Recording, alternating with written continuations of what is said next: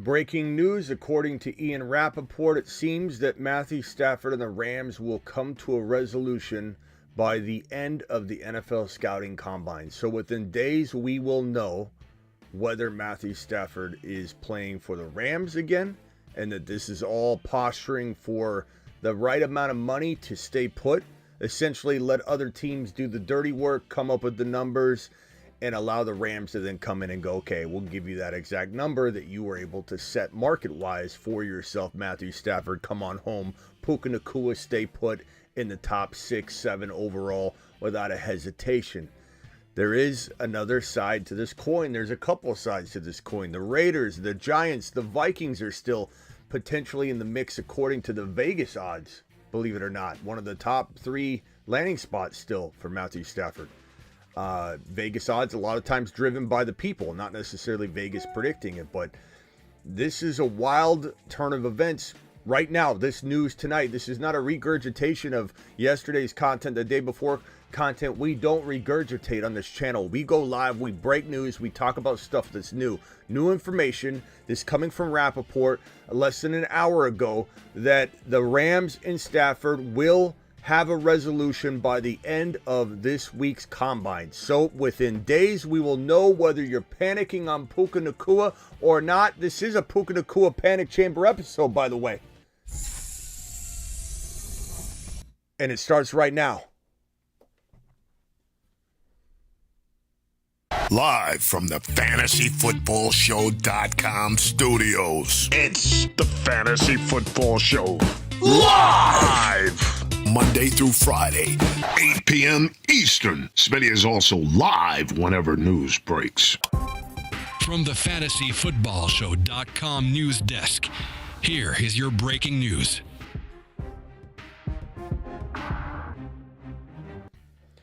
You know, it's going to be a wild ride, and I don't know that this will end up being true, that we'll have a quick resolution as soon as the combine ends. It could be weeks, it could be NFL draft day. You know, you wonder, you know that the Rams have to prepare. This makes me wonder if this is true, if Ian Rappaport is correct.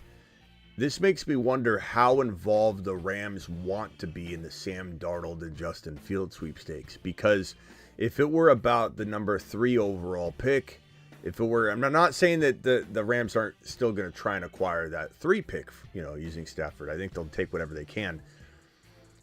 You just wonder what's at play here. What's the most important driving factor of having this resolve at the combine?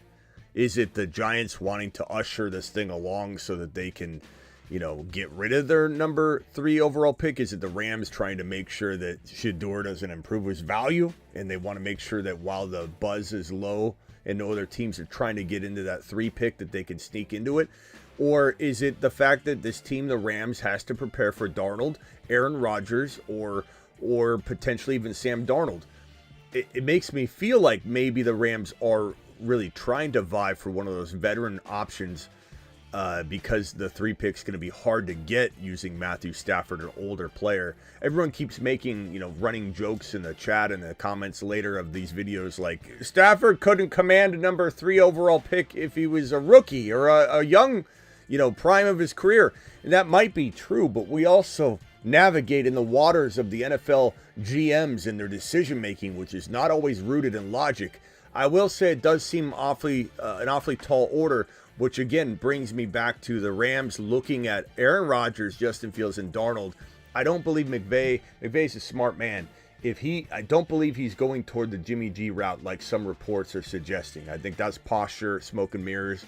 If McVay does end up going to Jimmy G as his starting quarterback in 2025, as some reports have suggested he's comfortable with, Puka Nacua gets kicked into the third round. Maybe further. I mean, he might not drop that far, but in my valuation, no way Jimmy Garoppolo is turning Puka Nacua into even remotely close to the same player he is right now. Again, I don't think that's the case, but we still have to ask the question as we enter the panic chamber on Puka Nacua. If he doesn't have Stafford and has, let's say, even a Darnold, let's say he has even an Aaron Rodgers, let's say he has a player like Justin Fields, is he the same exact player? No. Is he still a good player? Yes. Is he still a second-round player? Absolutely. second round, I'm fine with it. If he falls to 14, 15 overall with Aaron Rodgers, 14, 15 overall with Fields, 14, 15 overall with Darnold, I'm actually more in on that value than I am at 4 and 5 overall and wide receiver number 1 in some people's minds. I don't understand the number 1 wide receiver value. I do get top 4, top 5 value. I get it. But he's also a very aggressive player to his own body, probably one of the most injury-prone likely players inside the top 15 overall right now in fantasy football.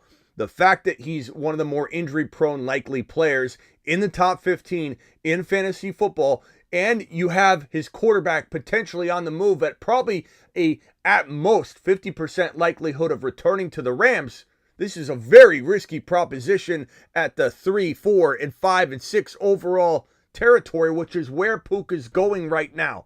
Not saying this can't end well for those taking that leap of faith that he doesn't go astray from Stafford and they stay together for another year or two. But I think that you got to kind of mix it up and hedge your bets here and not necessarily head down this road in every single one of your drafts. I personally would rather draft Lamb or Neighbors all day long without any of the risk factor. And if Stafford does stay, I won't feel bad about it at all because you still have the injury risk concerns. And I personally believe Neighbors has the capability of being wide receiver number 1 overall in 2025. I personally think Lamb has a strong shot at 1 to 3 without even batting an eye. So at the end of the day, could Puka still be top 1 to 3? Yeah, he could. But he comes with more risk, in my opinion. 2 red flags sitting right in front of your face. Even if the red flag of Stafford gets resolved, you still have the injury concern. So for me, Puka Nacua with a smart, descriptive procedure in place, if you will, of where to take him, when to take him, how much to be freaked out, how many shares. He is in the panic chamber with strict instructions that I've given you that you can take him. You can be careful, don't oversaturate, and maybe in Dynasty, because Stafford is looking like he's more likely to leave than stay and get a long-term deal, because remember this, the Rams, unless they turn on a dime here and turn around 180 degrees and give this man Stafford a long-term contract, they don't want to do that as of this moment. McVay did an interview yesterday or 48 hours ago where he said that they're going year to year with Stafford. And if they changed their tune, they changed their tune, and it was all lies, smoke, and mirrors. But I don't sense that. And that's the way they've approached his contract. So the Rams very much don't want to give him a long-term deal. They haven't. Maybe they changed their mind at the last second, and that ends up being a reason why Puka's dynasty value gets secured up a little bit more. But as of this moment, even if Stafford stayed, and that's why I don't think he'll necessarily stay, is the Rams haven't wanted to lock him up to a long-term deal. And whether you believe he'll stay healthy or I believe it, he wants a long-term deal. He wants a long-term deal. For that reason, Puka is in the panic chamber a little bit. Just a little bit. We'll break down more of this as we go along, but real quickly as we talk about it, I don't know that we're going to do a draft tonight. I'm going to drop a private draft link, and I may show that, from time to time as we draft. Let's do a private draft. This is a $3 draft where we draft amongst each other, and then we play against each other all year. We don't leave each other's league or anything like that. Here is the private link. 11 of you can join the draft with me right now. Underdog Fantasy promo code Smitty will get it done. The link's been dropped in the live chat right now. I'm going to pin that link if you want to join this league with me. The link is also, or the link to Underdog is in the link in the description of the video.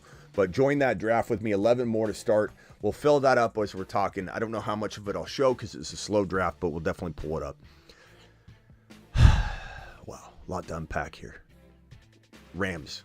What's more likely, in my opinion? The Rams, the staying in LA, the Raiders, or the Giants, or other, which would kind of indicate Minnesota, which you don't hear as much about, but it's a top predictor in Vegas right now. Landing spot. That link has just been dropped. Join the draft. Phone lines will be open in a minute. I think the most likely scenario is the Raiders right now. I'm leaning Raiders. Doesn't mean I'm leaning much LV. I think Tom Brady's going to be a very, very convincing piece of this equation. I think Tom Brady meeting with Matthew Stafford at Tom Brady's Montana home less than 48 hours ago. If you know that happened, that happened. That you've been sleeping under a rock the past 24 hours. But Tom Brady, someone says, is it locked? I don't know if it's locked. How would it be locked? Let me drop another link. I'll leave this draft and I'll start another one. I'll start another one right now and drop the. Thank you for letting me know. I was wondering why no one joined that when I created it like an hour or two ago and I dropped the link. Let's go in and I'll do another one. So NFL draft. Okay, appreciate you telling me that. Tom Brady met with Matthew Stafford at his home less than 48 hours ago. That is a strong indication that this is a very likely landing spot if Stafford is to part ways.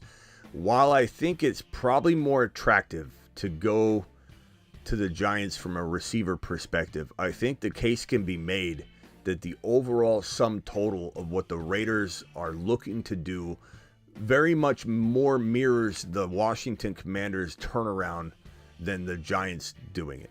And I do believe that Neighbors is a very amazing carrot to dangle in front of Stafford. I think that we all know Joe, get your shine box. We know the Giants. We know they're a ways away. Justin Jefferson hasn't won, championships, upon championships just because he's the most amazing wide receiver in the league or has been. We know that it takes more, right? And the Vikings are building to that. The Vikings are pretty impressive right now. Ironically, in this conversation, the Vikings are getting there. But I think Neighbors is a couple of years away. I don't know that Stafford feels that the Giants are closer than the Raiders. And while we might say to ourselves, the Raiders aren't gonna a 12-person slow draft. I'm gonna create a private link right now. Feature disabled. Oh, I wonder if they disabled this $5 slow draft. Let me try and create that. Yeah, it looks like it's temporarily disabled. We'll do it. We'll do another one. Don't worry. Yeah, Kupp could follow him too. That's a lot of people think that could happen, and I think that's a possibility. It will be crazy though because Kupp needs to be traded at this moment in time. He could be released. If he gets released, he'll definitely look to follow Stafford, especially if he's in Tom Brady's headquarters. But this could be wild if it was a Stafford and Kupp trade, but it'd probably be a little too complex and too aggressive. But if Stafford goes to the Raiders, I believe he believes, and I believe that Brady and the team believes that they're closer than people are going to give them credit to winning playoff games. And look, Stafford and Bowers goes to the mother freaking on the rise. No, not the moon. Sorry. To the moon. No, not Mars. To Saturn. Not Saturn. To Jupiter. To Jupiter. He's on the rise. On the rise. Okay, Bowers goes up in value because that is now Stafford's new toy. He will laser lock onto Brock Bowers like nothing we've ever seen. And we're going to, unfortunately, if Stafford leaves, no matter who's quarterbacking, I know it's McVay's system, but it's a two-component system, essentially, that feeds these targets is Stafford and the way he personalizes the offense and laser locks by decision, his decision, on the fly, as he's scanning the field. This is not just a McVay, no matter who McVay plugs in, the quarterback's going to look to one guy. This is a preference thing mixed with McVay's explosive offense and play design. So if Stafford leaves, Bowers gets Puka Nacua treatment. Puka Nacua is currently getting the previous Cooper Kupp treatment. And if anyone thinks that Puka Nacua is going to survive at the same levels that he's been surviving with Matthew Stafford gone, you're kidding yourself. You're kidding yourself, or you have so many dynasty shares, you're lying to yourself. I'm not suggesting that he falls off the face of the earth. I'm not suggesting he can't rival mid-second round wide receiver value in return on investment. Your ROI will still be good if you draft him in the middle of round 2 and he has Aaron Rodgers. Or you draft him in the middle of round 2 and he has Justin Fields. Or you draft him in round 2, he's got Cam Ward. He's going to return the investment that you spent. You'll get your return on investment. However, you draft Puka Nacua at 5 or 6 right now, and he loses Matthew Stafford. Say goodbye to about a half a round of value that you punted downstream. All I'm going to tell you. You can say what you want. You can cling to your Puka Nacua love all you want. We like Puka Nacua here. We talk about the mullet that he has. We love the damn thing. But Puka Nacua is very much tied to Matthew Stafford. Where do I think he goes, Matthew Stafford? Nobody knows. But I will say that the likelihood of LV feels a little bit stronger than Giants. The Giants feel about equal to the Rams. And the Raiders feel just slightly ahead of both of them. So it's a really close three-headed monster race. A race against time. And the only way the Rams win this race against time is if they change what they actually want and they ink him to a long-term contract, which is what he needs and requires and commands. Now, if the Rams have been pulling the wool over our eyes and throwing smoke everywhere, and they're willing to give him a long-term deal, but they're pretending they won't just to see what the market value is, let another team set the market value, and then they come in and say, we'll take that. We'll give you exactly what they're asking for. The question is, even if they did that, is Stafford going to say, you pay more? You pay more. You let me go walk. You didn't try and keep me. You're mad at my wife because his wife runs her mouth constantly, which the Rams have every right to be upset about. She meddles in everything. Does a podcast every single week, it seems. Just airing dirty laundry out to everybody. Rams are tired of it. That's the word on the street. Talking heads all over have been reporting on this for months. That the Rams are sick and tired of Miss Stafford putting her foot in her husband's mouth constantly in podcast interviews. So there's still some friction right there. And like I said, if you're Stafford and you're already kind of bent out of shape and you felt disrespected and your wife's in your ear kind of controlling it like a puppet, kind of controlling him like a puppet, the whole situation, my guess is that they're not real happy with the Rams right now. My guess is that even if they get the same exact offer from the Rams, and the Rams have to want to trade him, but Stafford could say, no, I'm not doing the deal that I'm doing with LV with you. And the reason for that, tax differences, which is huge. Tyreek Hill got offered a higher amount of money to stay with the KC Chiefs, but because of the tax benefits and everything, he said the deal's not equal. My accountant just told me that making less money here is more than making more money with you. There's a lot of things that tie into this. So tax reasons, LV, there's a lot of reasons why this is a good marriage for Matthew Stafford and the Staffords. The Raiders are, I guess, willing to let Miss Stafford run her mouth over in LV. It's probably fitting. So I would say LV, slight edge. Rams and New York Giants right below, but tied. And any other team could get in the mix in the 11th hour based on news, based on, having cojones to throw an offer out. But this is where it stands at the current moment. That news is fresh. This one's an additional piece of Travis Hunter news. Colorado DB wide receiver Travis Hunter told reporters that he hopes to earn the other position if a team drafts him with one position in mind. This kid is so smart, and the team that acquires him, I almost guarantee, is going to have the open mind for this. I don't think a team is going to try and piss this exciting skill monster off. This guy knows how to score touchdowns, and any team that is smart enough to draft him is going to be smart enough to realize that the ball in his hands equals the best chance of scoring a touchdown and having big plays.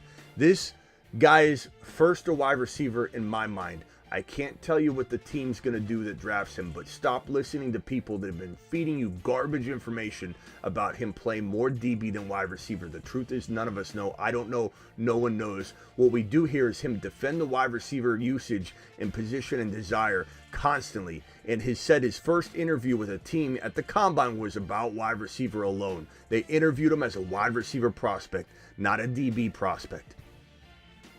And he's a steal in underdog drafts. Absolute steal. Travis Hunter to the mother freaking moon. And if you missed the earlier show, we added him to the Moon Man list?